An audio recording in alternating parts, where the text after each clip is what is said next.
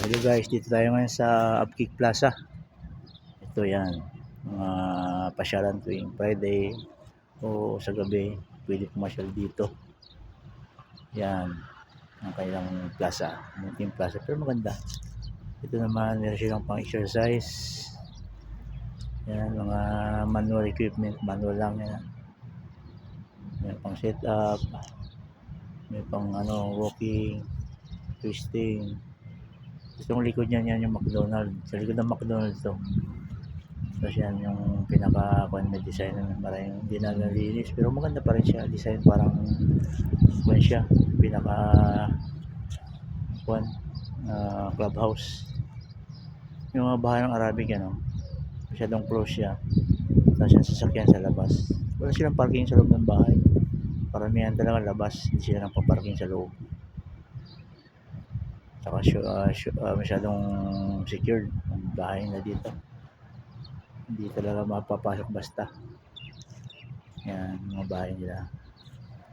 Pagdating dito sa pakaliwa yung building na yan, mga yan, pisina, may mga kainan. Yan dito. Maliit lang to na area pero maganda naman pinaka city nila. Itong Upkick Damam. Dito ako nakaset ngayon. Kaya minsan kailangan gala-gala din. Nakakatamad din sa kwarto. So, jogging tayo pag Friday.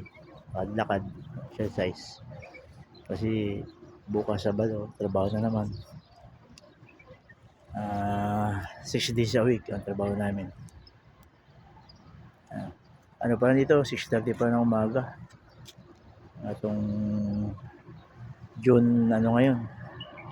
June 26. Tag-init na. Lalo next month, July, lalong mainit na. Kaya 6 pa lang dito, sobrang taas ng araw.